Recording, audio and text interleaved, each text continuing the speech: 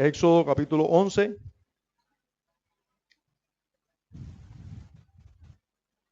Y vamos a predicar hasta Éxodo 12, 29. No vamos a leer hasta el 12, 29, pero vamos a predicar, Dios mediante, hasta allí. Leemos allí en Éxodo capítulo 11. Jehová dijo a Moisés: una plaga traeré aún sobre Faraón y sobre Egipto, después de la cual él os dejará ir de aquí. Y seguramente os echará de aquí del todo. Habla ahora al pueblo y que cada uno pida a su vecino y cada una a su vecina alhajas de plata y de oro. Y Jehová dio gracia al pueblo en los ojos de los egipcios. También Moisés era tenido por gran varón en la tierra de Egipto a los ojos de los siervos de Faraón y a los ojos del pueblo. Digo pues Moisés: Jehová ha dicho así: a la medianoche yo saldré en medio de Egipto y morirá todo primogénito en tierra de Egipto, desde el primogénito de Faraón que se sienta en su trono hasta el primogénito de la sierva que está tras el molino y todo primogénito de las bestias. Y habrá gran clamor por toda la tierra de Egipto, cual nunca hubo ni jamás habrá. Padre, tu nombre sea exaltado en este tiempo. Tu palabra y tu nombre sean puestos en alto en nuestros corazones y expongámonos debidamente a ella, Señor, y así exaltemos tu nombre. Te imploramos en Cristo Jesús que nos concedas corazones que se rinden a tu palabra, que se rindan delante de ti y que se expongan con solemnidad a la exposición de tu palabra.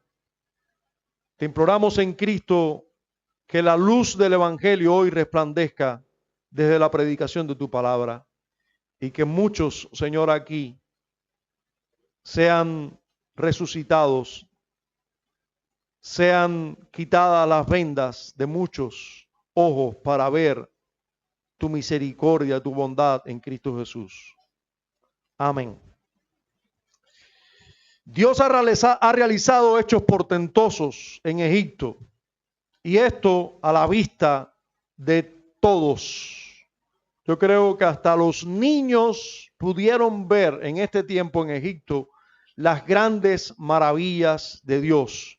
Para todos en Egipto estaba clarísimo que hay un solo Dios en los cielos.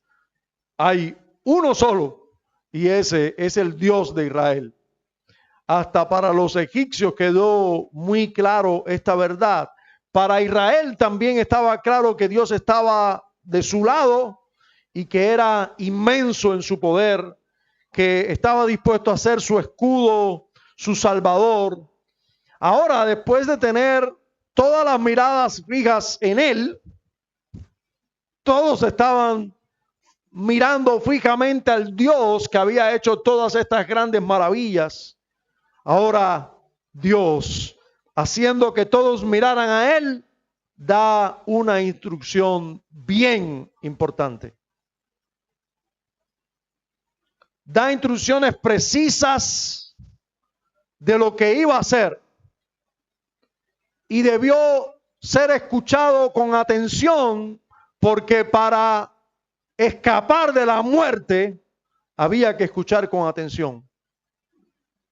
Todo primogénito iba a morir en Egipto.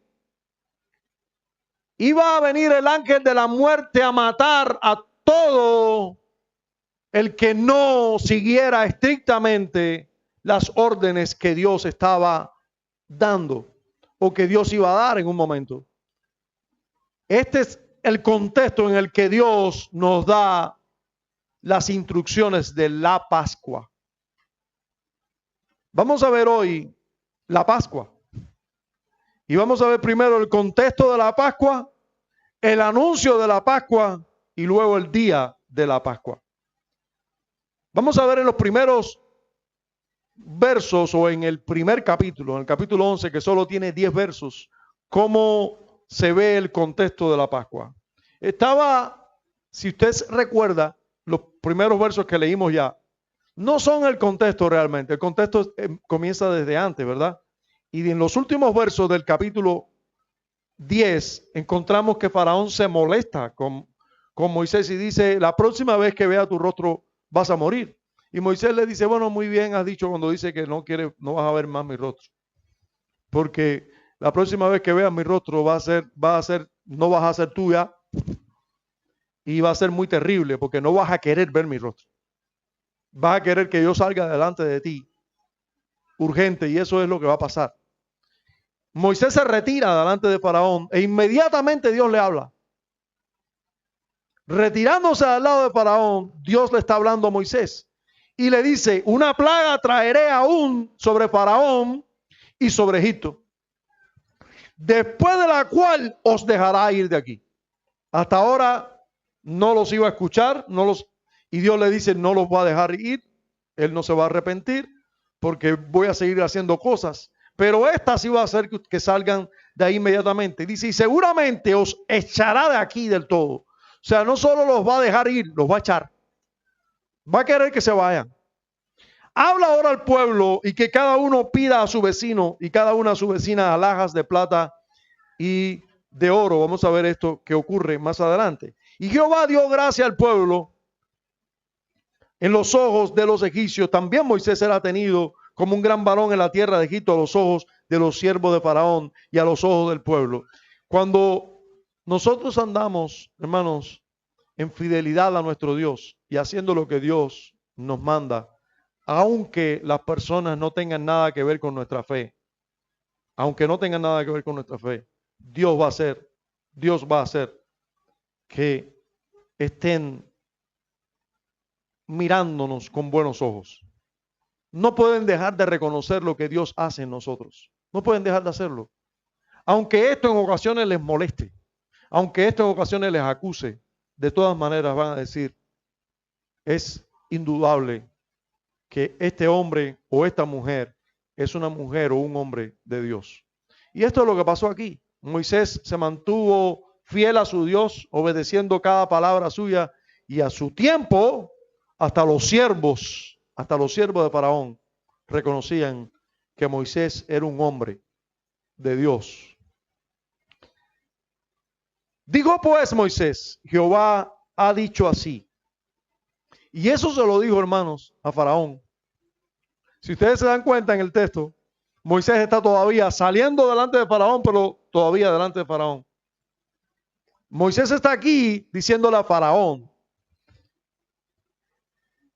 Jehová ha dicho así, a la medianoche yo saldré por en medio de Egipto y morirá todo primogénito en tierra de Egipto, desde el primogénito de Faraón que se sienta en su trono hasta el primogénito de la sierva que está tras el molino y todo primogénito de las bestias.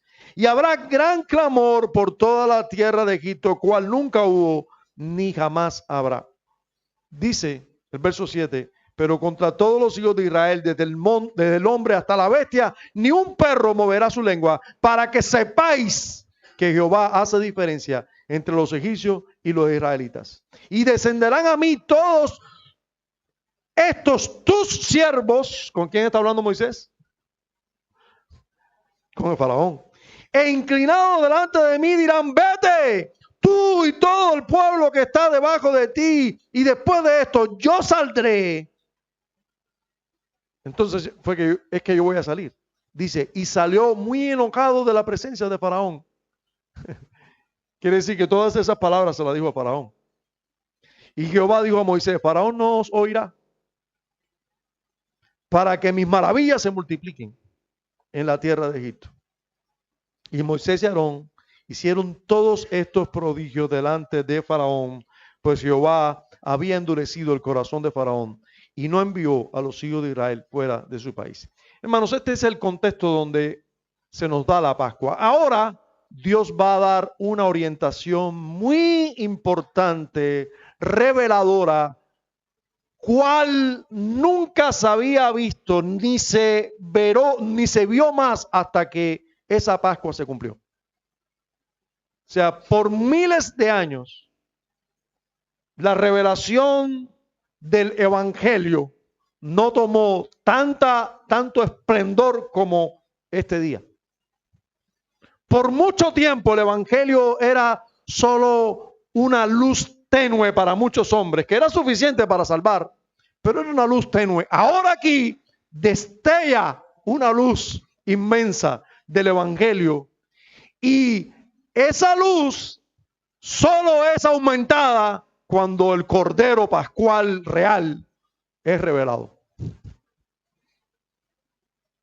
Así que aquí tenemos el contexto en el que Dios ahora nos da una revelación súper excelente de sus planes, propósitos, de su mediador, de la salvación. El contexto es aquí. El pueblo esclavo en Egipto y él demostrando que él es el Dios de su pueblo, el libertador de su pueblo, y nos muestra la única manera de libertar verdaderamente a su pueblo. Nos muestra la manera en que él ahora va a liberar a Egipto, pero él siempre va a liberar a su pueblo de la misma manera. Vamos a ver cuál es esa manera. Vamos a ver por medio de qué los liberó, porque la Pascua nos habla de eso. ¿Por qué medio Dios liberta a su pueblo verdaderamente? ¿Cómo Dios puede liberar a un pueblo que merece tanto ira como todos los pueblos? ¿Por medio de qué Dios puede hacer división entre un pueblo y otro cuando todos los seres humanos merecen la muerte? ¿Cómo es que Dios liberta a unos y a otros no? ¿Por medio de qué? ¿Por qué Dios mata a unos y a otros no? ¿Por qué Dios mata a primogénitos en señal de que deberían morir todos? Pero ¿por qué Dios mata a algunos y a otros no? Vamos a ver por qué. Y eso nos lo va a revelar el excelente capítulo 12 del libro de Éxodo. Habló Jehová a Moisés y a Aarón en la tierra de Egipto diciendo: este mes os será principio de los meses, para vosotros será este el primero en los meses del año. Vamos a comenzar por aquí, hermano, porque lo primero que Dios está diciendo es: yo te voy a anunciar algo ahora que es tan importante que no te interesará cómo el mundo mire los años. Ustedes tienen que mirar los años comenzando con este mes, porque lo que va a pasar este mes tiene que ser para ustedes lo primero. Y lo primero en todo un año debe ser esto. La primera celebración en todo el año debe ser esto. El primer día de la semana debe ser este. Esto es lo más importante para ustedes. Y miren cómo les está llamando la atención. Primero les llamó la atención con hechos portentosos. Les llamó la atención: yo soy Dios. Y ahora les dice: atiendan bien, van a apartar este mes como el mes más importante de todo el año. Ustedes van a comenzar todos los años por este mes, porque este suceso es el suceso más importante que ustedes van a tener cada año. Y ahora viene a decirles, versículo 3: hablad a toda la congregación de Israel. Fíjense que ahora no es a Faraón, ¿verdad? Hasta ahora Dios mandaba a Moisés y a Aarón a hablar con Faraón. Y ahora, ¿a quién le está hablando? A la congregación de Israel, a su pueblo.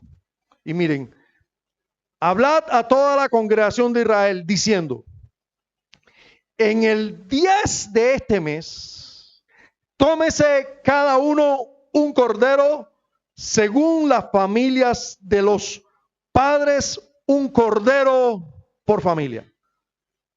Había que tomar un cordero el día 10, ¿ya? Del primer mes del año para ellos.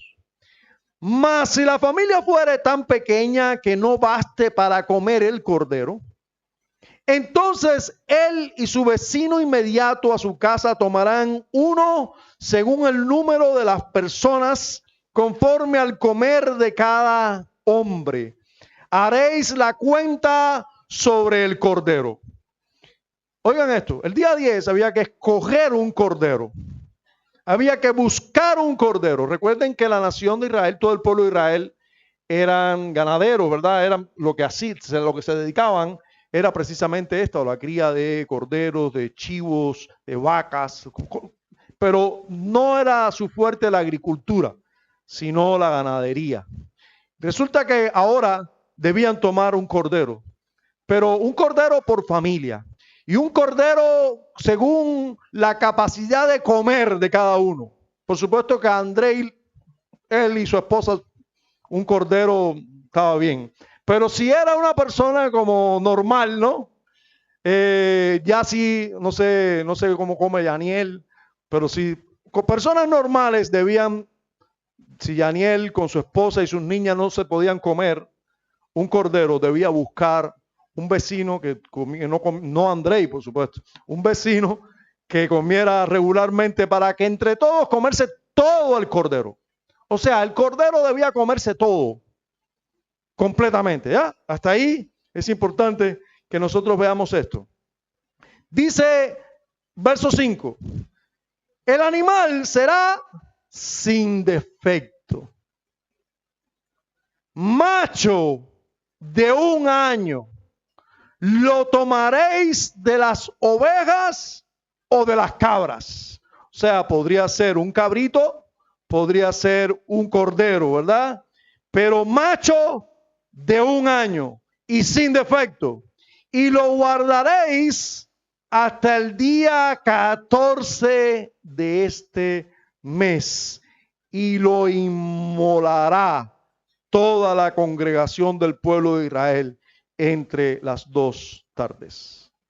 Hermanos, yo no puedo esperar hasta el final de este pasaje para decirte quién es nuestro Cordero, quién es nuestra Pascua. Debo decirte ya, porque nosotros no tenemos la luz que tenían los israelitas, nosotros tenemos más luz. Y nosotros podemos tomar la luz del nuevo pacto y alumbrar hacia el antiguo pacto y tener toda la luz que ya Dios nos ha concedido.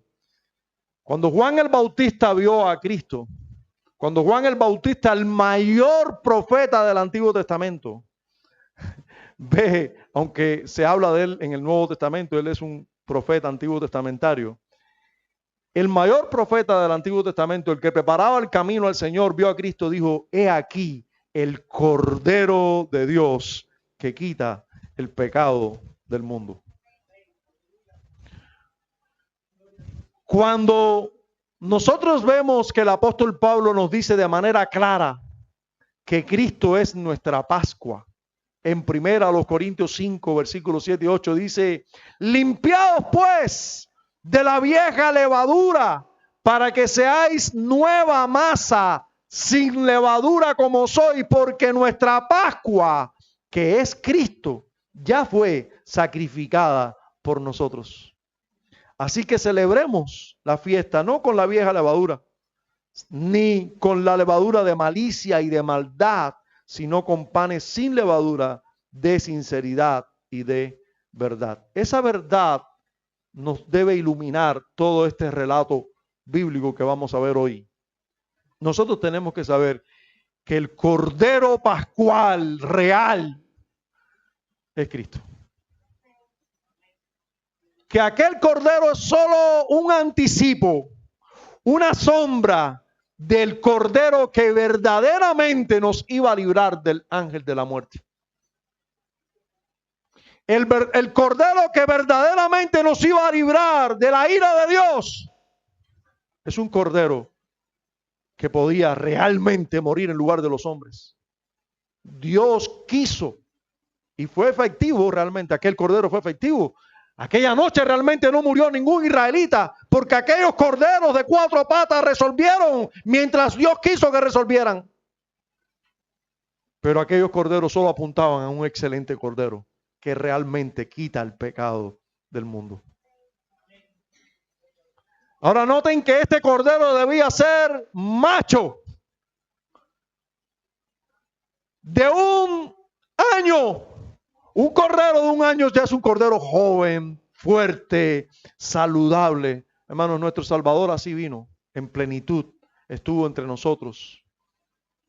De 30 a 33 años fue su ministerio. Como un hombre sano, santo, debía ser sano, sin defecto. Eso nos habla del cordero que debía venir. Debía ser alguien sin defecto, sano, hablándonos de su santidad, de su perfección. Todo lo que aquí vemos es un tipo de Cristo. Debía comerse por entero, por una familia por entero. Hermanos, si nosotros no tenemos a Cristo y suficientemente a Cristo y nos llenamos de Cristo, no hay salvación para nosotros. Cristo debe ser suficiente para nosotros. Él debe ser todo lo que necesitamos en esta vida. Hoy estábamos cantando, estoy bien con mi Dios. Puede haber tormenta, puede haber incluso un naufragio de toda nuestra familia, pero si Cristo está conmigo, si Él me ha perdonado, yo estoy bien con Él. Cristo debe ser suficiente comida para nosotros. Debemos comer de Él hasta saciarnos. Así debía elegirse un cordero suficiente para la familia, para todos llenarse y que sea suficiente comida. Fíjense, la cena de ese día era cordero y hierbas amargas. Solamente eso. Y una muestra de pan sin levadura. Solo para acompañar esa comida. Así que debemos llenarnos ahí. Si tenemos hierba y pan sin levadura, todo el mundo sabe, si saben lo que es pan sin levadura. El panadero de aquí no sabía qué cosa era pan sin levadura, ¿sabe? Pero bueno. Si no sabes lo que es pan sin levadura, es una galletita fina así. Eso no crece, no, es algo, no se puede hacer gordo porque entonces queda muy duro. Tiene que hacerse fino. El pan sin levadura siempre fue fino para poderse comer. Bueno, eso no llena a nadie. Las hierbas amargas no llenan a nadie. Para llenarse con cordero. El cordero debe ser suficiente para comida para nosotros. Cuando Jesús dijo, el que no coma mi carne y beba mi sangre no es digno de mí, no será mi discípulo, estaba diciendo, debemos llenarnos de Él. Pero hoy no estamos hablando de una llenura que, como en lo físico, quedamos satisfechos cuando nos llenamos. En lo espiritual debe ser así. Tú no debes buscar llenura en otras cosas que no sea en Cristo. Tú no te debes saciar de otra cosa que no sea Cristo.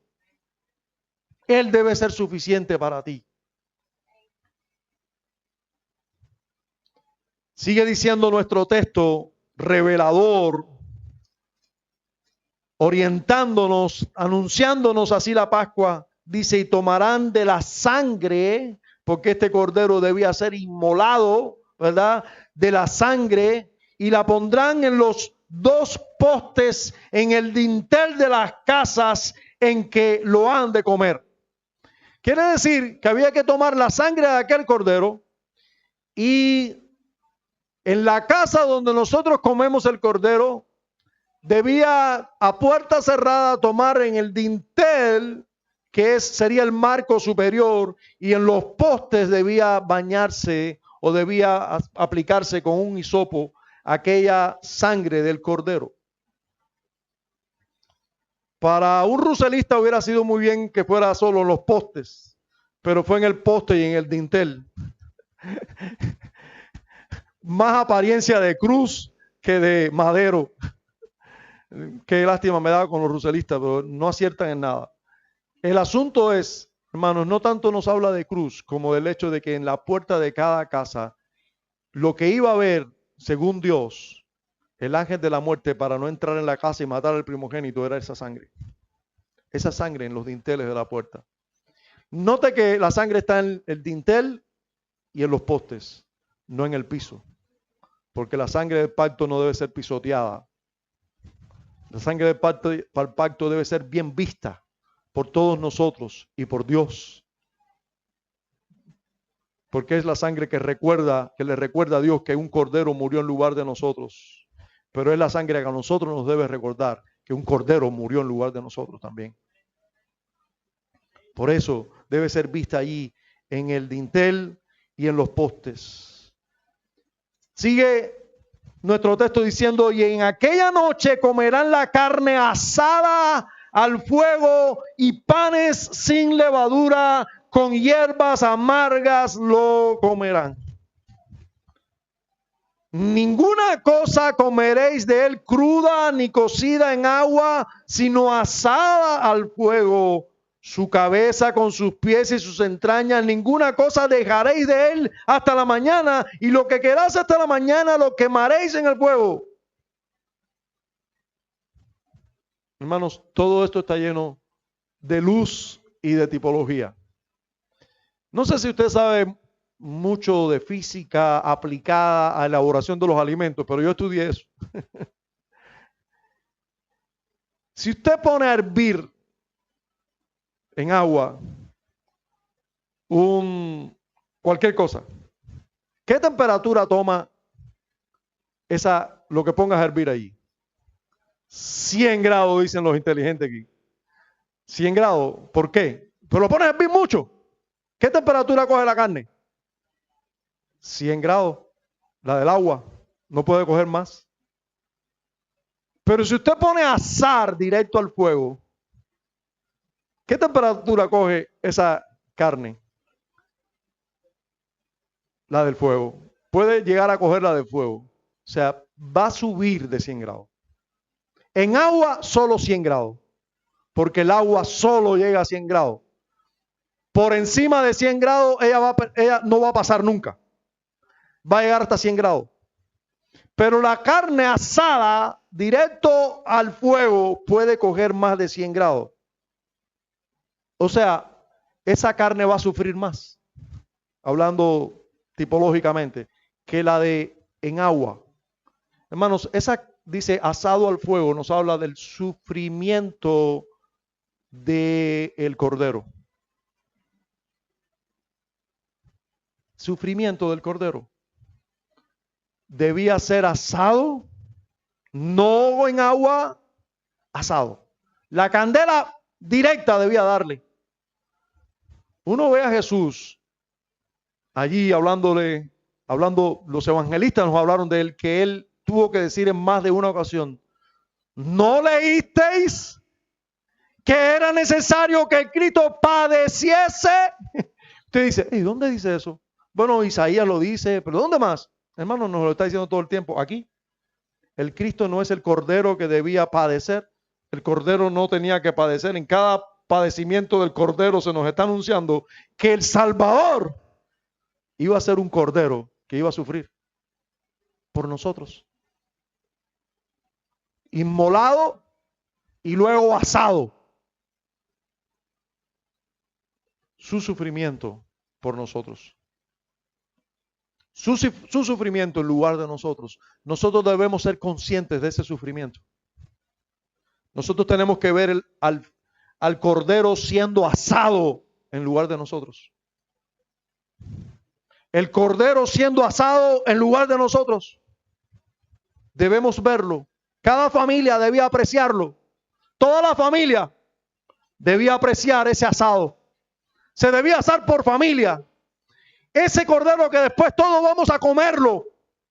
Y comerlo totalmente. Y no dejar nada para después. Porque Jesús es nuestro Salvador cada día.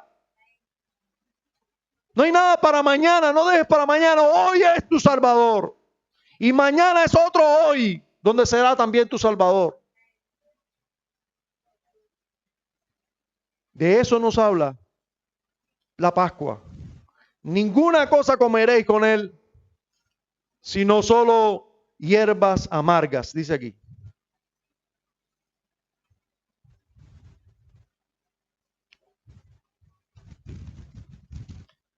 Panes sin levadura y hierbas amargas. Hermanos, ninguno de nosotros debe ser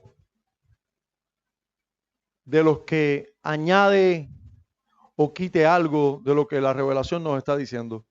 Jesús dice, Dios nos dice por medio de esto que Jesús es ese cordero asado que debe ser comido con panes sin levadura, porque Él mismo es un pan sin levadura y con hierbas amargas. Pero al parecer, los panes sin levadura no nos hablan tanto de Él como de nosotros mismos. Si nosotros comemos del asado con pan sin levadura, debemos ser conscientes de que nosotros, después de comernos a este cordero muriendo en lugar de nosotros debemos ser panes sin levadura. Todo el que come de ese cordero con panes sin levadura debe vivir como panes sin levadura, como panes sin la levadura del pecado, como panes donde el pecado no prospera y no crece. Esa es la aplicación que hace el apóstol Pablo cuando nos dice que nosotros, si ya comimos a Cristo, que es nuestra Pascua, tenemos que andar como panes sin levadura, sin maldad. Eso se espera de nosotros. Y vamos a ver que esa práctica de comer panes sin levadura, Dios ordena que debe ser practicada durante 7 días, hablándonos de que el asunto de panes sin levadura no es del día del sacrificio, sino toda la vida. Después de pasar por la Pascua, se espera que vivamos como panes sin levadura. Se espera eso de nosotros. Y había que tomar medidas suficientemente estrictas para que el pan no se leude. Hoy en día, para leudar pan, las personas, nosotros sabemos que ya se sintetiza la levadura, se produce levadura, ¿verdad? A nivel industrial. Pregúntenle a Leo para que ustedes vean, él sabe de eso. Él busca dónde comprar levadura ya sintetizada. Pero usted sabe que históricamente no era así. ¿Cómo se hacía antes para tener pan con levadura? Fácil. Se ponía la masa y se esperaba que se leudara.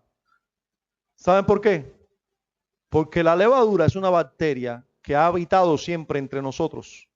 Por eso algunas personas, para hacer vino, toman y le echan levadura, pero otros lo dejan ahí. Y el vino solo tiene levadura y fermenta. El que no tiene levadura lo hace así y fermenta. Porque la levadura es parte, cohabita con nosotros desde hace muchos años. Al parecer, probablemente desde la creación. Entonces, si nosotros dejamos la masa allí, se va a leudar.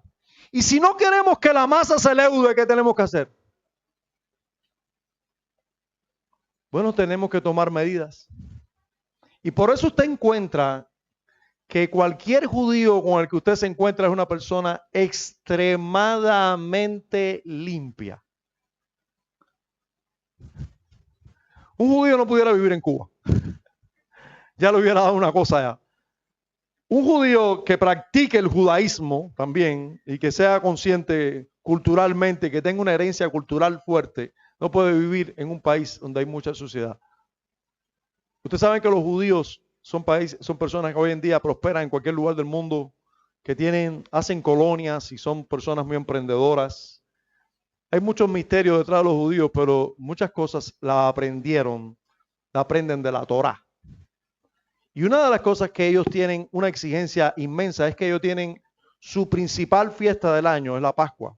Pero la Pascua comienza con la fiesta de los panes sin levadura y vamos a ver por qué. Ahora, vamos a verlo por qué.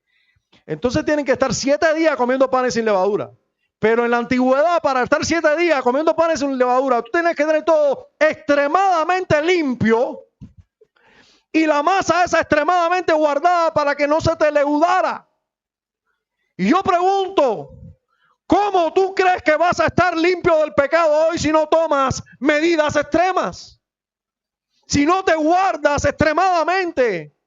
Hermanos, los judíos tienen un extremo con el asunto de la limpieza que ustedes no pueden imaginar. Y es heredado de allí. porque para preservar una masa sin leudar, había que tomar medidas extremas. Yo recuerdo cuando trabajaba secularmente, yo trabajaba en un hotel, era, bueno, subchef en ese tiempo, y los judíos querían venir a Cuba a hacer turismo. Y estaban buscando un hotel en Cuba para venir de turistas a un hotel. Pero ellos no es que una familia de judíos viene, voy a hacer turismo en Cuba. No, por lo general no es así. Ellos dicen, aquel hotel, ¿podemos nosotros ir a algún hotel en Cuba? Entonces mandaron a una agencia de ellos para buscar un hotel en Cuba. Y fueron hotel por hotel. Recuerdo cuando entraron a la cocina, iban directo a la cocina. O sea, las otras cosas iban directo a la cocina. Yo recuerdo que entraron, estábamos esperando la delegación de judíos. Entraron los judíos inmediatamente, hicieron así y dijeron, ya, no quisieron ni hablar ahí, de mirar así. Ya ellos sabían que la cocina del hotel no tenía los requisitos que ellos buscaban de higiene. Conclusión, se fueron y nunca más lo hemos visto. Porque son extremadamente exigentes. Pero hermanos, usted se piensa que no hay que tomar las mismas medidas o más para alejar la levadura de nuestras vidas. La bacteria de levadura es microscópica, no se ve. Tú no sabes cuándo está leudando la masa. Así es el pecado.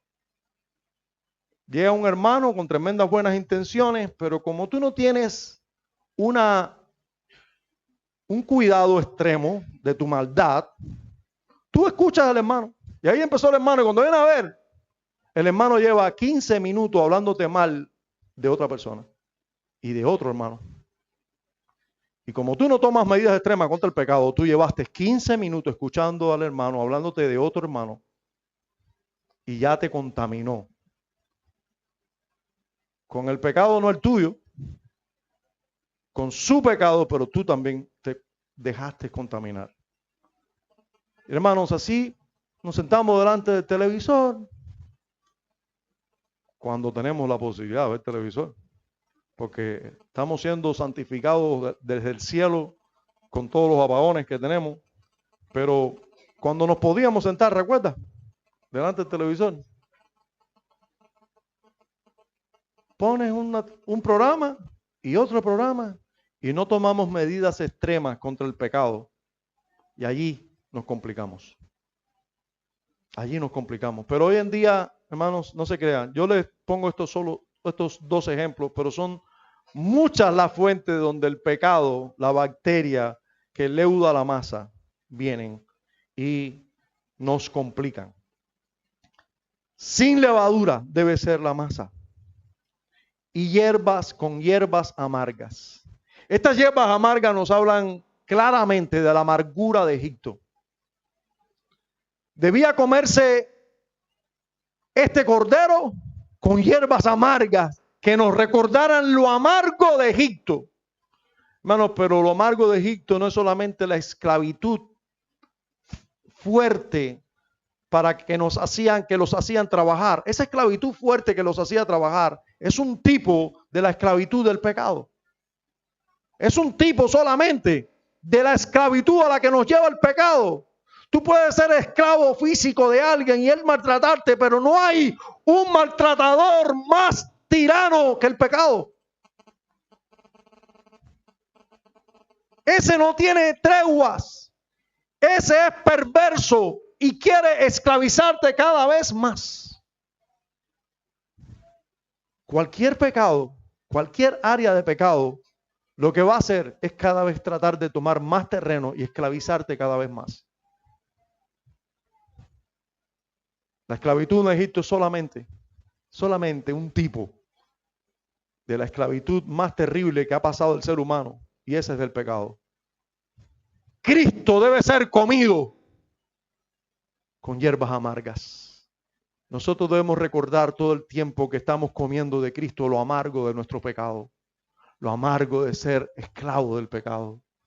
Debemos comer a Cristo, entendiendo que las hierbas amargas del pecado son las que nos hacen que Él sepa mejor.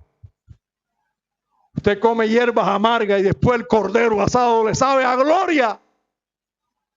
Así debe comerse Cristo siempre, recordando la amargura que produce el pecado en nosotros, los daños que provoca el pecado en nosotros y lo dulce que es Cristo para librarnos de esa amargura.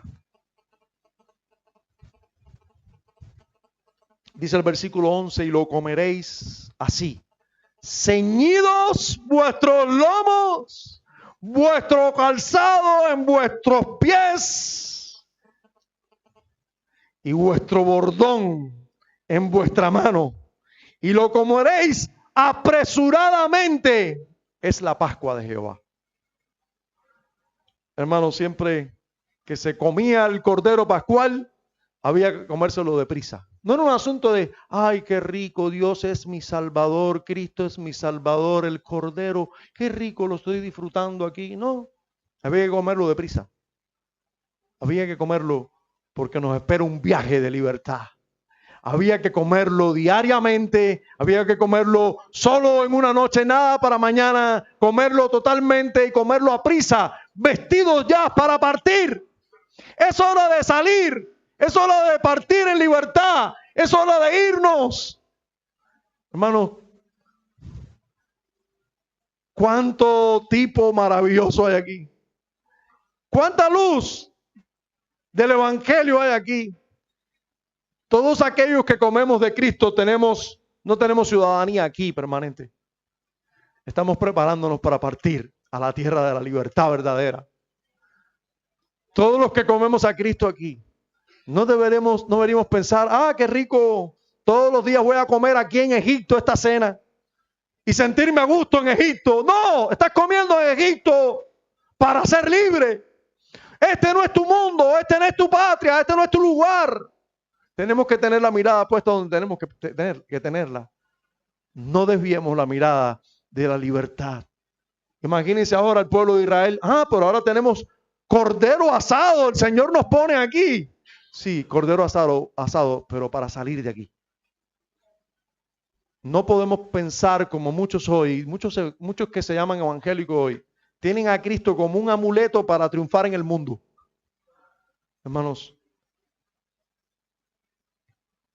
qué poco valoras la gloria de la salvación si no esperas ansiosamente cielos nuevos y tierra nueva donde mora la justicia.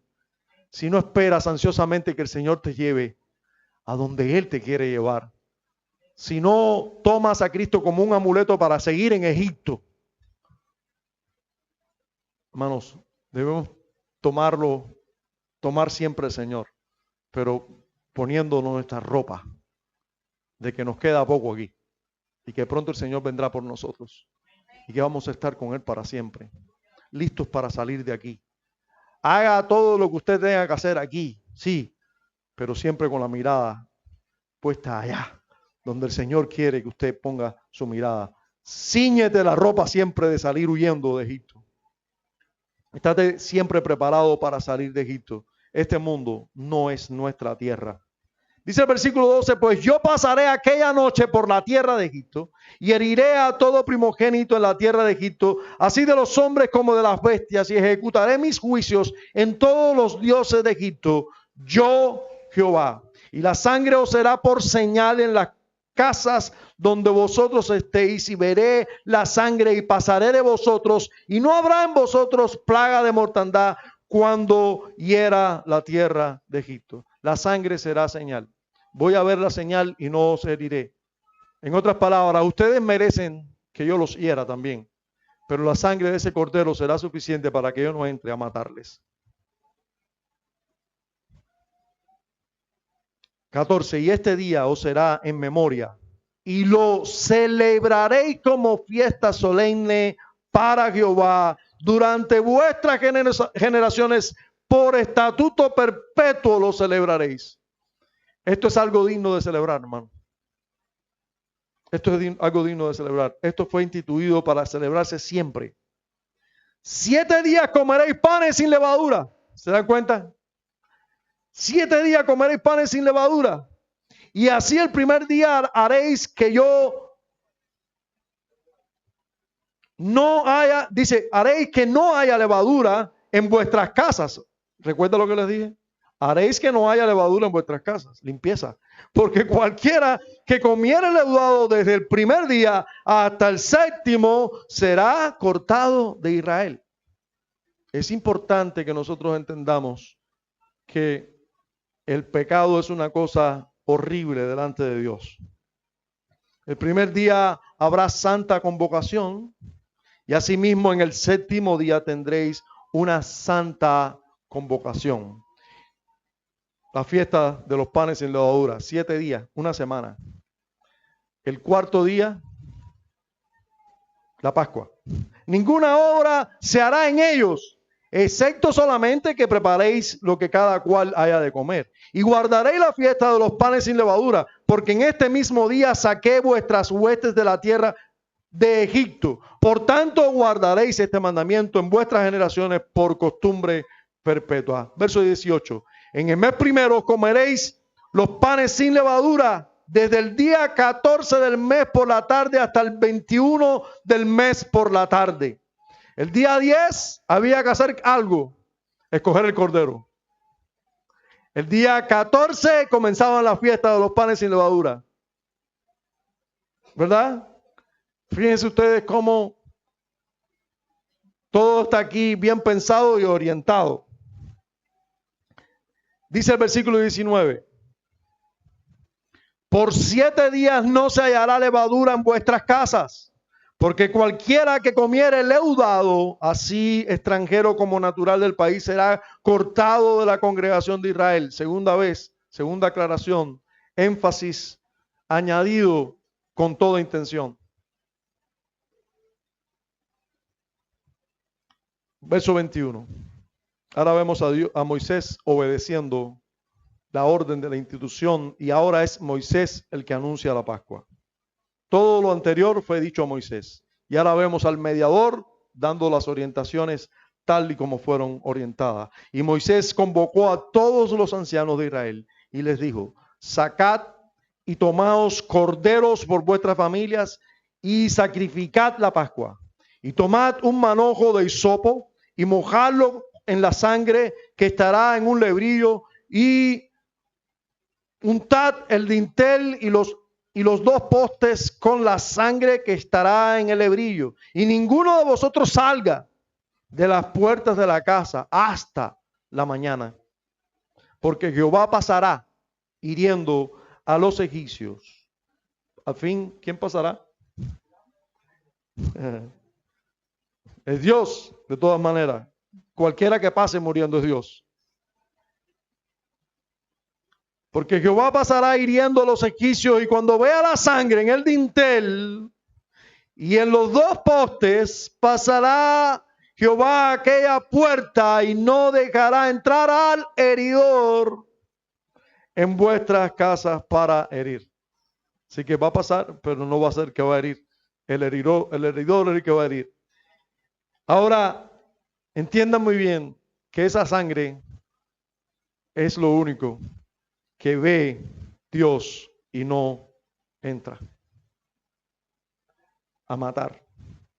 Esa es la sangre que hace diferencia entre una casa y otra.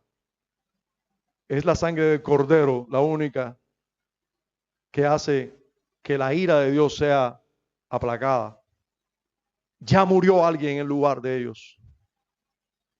Esa sangre es la única que hace sustitución para que no haya también ira sobre el pueblo de Dios. La sangre del cordero es la única que evita de la ira. No es tu buena conducta, no es tu religión, no es venir a la iglesia, es la sangre del cordero.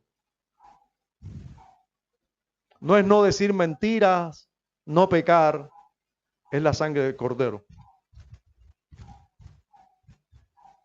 No es leer la Biblia o participar del culto familiar, es la sangre del cordero, la única que nos libra de la ira.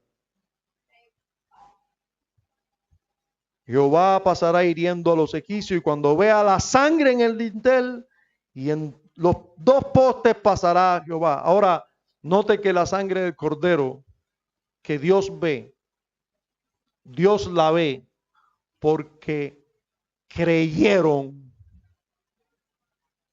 en las palabras de Dios y obedecieron. Lo que pasó allí fue un acto de fe. Las personas que creyeron y dijeron, esto es lo que Dios manda, vamos a hacerlo. Y tomaron el cordero como Dios lo había ordenado y mataron el cordero como Dios lo había ordenado y tomaron sangre, la pusieron en el dintel de la puerta. No sé qué va a hacer esto, pero si es lo que Dios dice, esto es lo que hay que hacer. No, pero yo prefiero ir caminando de rodillas hasta el rincón, pero eso Dios nunca lo ha ordenado. Pero yo prefiero ser pastora, pero eso nunca Dios te lo ha ordenado a ti. Pero yo prefiero portarme bien, ir a la iglesia y no decir mentiras y así me gano la salvación. No, tienes que confiar en Cristo. Es confiar, es creer en la obra de el Cordero. Es creer que el Cordero es suficiente. Eso es lo que tenemos que hacer. Tener fe. Poner la sangre en el dintel de la puerta y en los postes. Y confiar. Confiar en que no vendrá muerte sobre aquel que obedece a Dios creyendo que el Cordero es suficiente. Siempre ha sido de la misma manera la salvación, por fe, por creer en la palabra de Dios. Creer que el sustituto que Dios ha escogido es lo único que nos puede librar de la muerte, el Cordero. Confiar en el sustituto que Dios nos da. Confiar en que Dios va a ver la sangre del sustituto y va a pasar de largo y no va a venir la ira sobre nosotros. ¿En qué confías tú? Si no confías en esto, la ira de Dios está sobre ti. La ira de Dios está sobre ti. Si no confías en esto. Verso 24. Guardaréis esto por estatuto para vosotros y para vuestros hijos para siempre. Y cuando entréis en la tierra que Jehová os dará, como prometió, guardaréis este rito. Y cuando os dijeren vuestros hijos, ¿qué es este rito vuestro? ¿Por qué hacen esto? Que matan un cordero y panes sin levadura y degollan el cordero y la sangre toman y la ponen. La sangre no había que ponerla ya, pero bueno, matar el cordero y comérsela, sí. Y ese rito, vosotros responderéis. Es la víctima, escuche bien, es la víctima de la Pascua de Jehová. La palabra Pascua,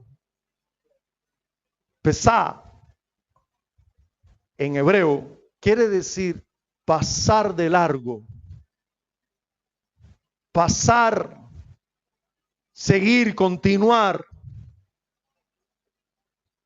Lo que está diciendo literalmente este texto, esta es la víctima que hizo pasar de largo a Jehová y no entrar a las casas de toda familia de Israel porque creyeron en sus palabras, creyeron en sus promesas. Dios nos dio una víctima para no matarnos. Dios nos dijo que matáramos a alguien que iba a hacer que Él pasara de largo y no nos matara a nosotros. Dios nos dio un cordero y nos dijo, siempre recuerden que por este cordero ustedes no fueron muertos ese día. Pasó el heridor y no entró a ninguna casa porque este es el cordero que Dios nos dio para que no hubiera muerte en nuestra casa, para pasar de largo. Es la víctima de la Pascua de Jehová, el cual pasó por encima de las casas de los hijos de Israel. Estoy leyendo el verso 27, en Egipto, cuando hirió a los egipcios y libró nuestras casas.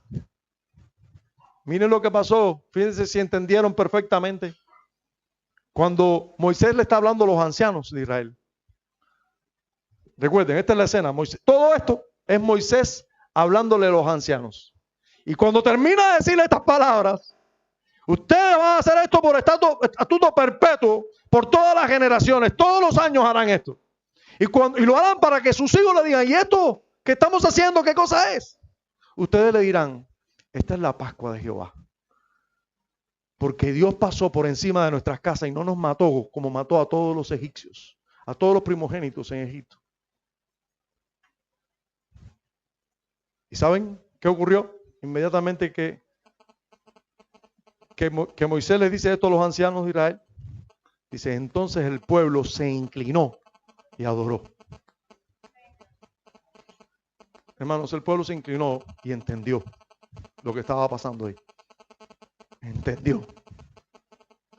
Dios se ha provisto a sí mismo de un cordero para no matarnos a nosotros. La ira que debió ser sobre nosotros va a ser sobre ese cordero.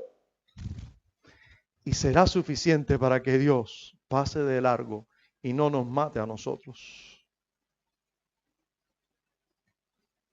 Y los hijos de Israel, y así pasamos al último punto de este pasaje, que es el día de la Pascua propiamente. ¿Qué pasó? Y los hijos de Israel fueron e hicieron puntualmente así. Exactamente así. No dejaron afuera a nadie, no comieron, todas las orientaciones, desde escoger el cordero, hasta matarlo por familia, comérselo como había que comérselo, con panes sin levadura, buscando de que no hubiera levadura. Todo lo hicieron así, como Jehová había mandado a Moisés y a Aarón. Exacto. Exactamente como Dios había ordenado, así lo hicieron. Y dice el verso 29, y aconteció que a la medianoche Jehová hirió a todo primogénito en la tierra de Egipto, desde el primogénito de Faraón que se sentaba sobre su trono, hasta el primogénito del cautivo que estaba en la cárcel y todo primogénito de los animales. Eso pasó ese día. Hermanos, la salvación no es otra cosa que esto. Salvación de la ira de Dios. Hoy en día hay muchos evangélicos por ahí predicando, ven a Cristo y todo te va a salir bien en esta vida. Eso no es salvación. Salvación es salvación de la ira de Dios. Es salvación de la ira de Dios. Es que Dios viene a matarnos por nuestros pecados y solo el Cordero que Él mismo nos ha provisto puede librarnos de esa ira. Solo por fe confiar en que la sangre de ese Cordero es suficiente para que Él pase de largo y no nos mate. Eso es salvación. Ese día hubo muerte en Egipto como nunca lo había habido, ni lo habrá de esa manera. Pero un día viene esa misma ira sobre este mundo. El día de la ira de Dios para ti puede ser hoy, ahorita. Ahora estamos en momentos de misericordia, en el cual te puedes arrepentir, volverte a Dios, mirar al Cordero, aplicarlo en el dintel de tu corazón y en los postes de tu corazón y decir, Señor, es suficiente que yo confíe y descanse en ti. Es día de salvación, es momento de salvación ahora mismo. Pero el día de la ira de Dios viene con toda seguridad. Y lo único que te puede librar de esa su ira es el Cordero que quita el pecado realmente. Es la sangre del Cordero aplicada a tu vida, que solo se hace mirando con fe a Cristo. Cristo es nuestra Pascua. Cristo es nuestro Cordero que quita el pecado. Padre, gracias damos por un Cordero verdaderamente sin defecto. Un Cordero no solo joven de 1 año, en plenitud de forma, perfecto, limpio, sino el mismo Dios santo, hecho hombre, es el Cordero que por nosotros se dio. Gracias.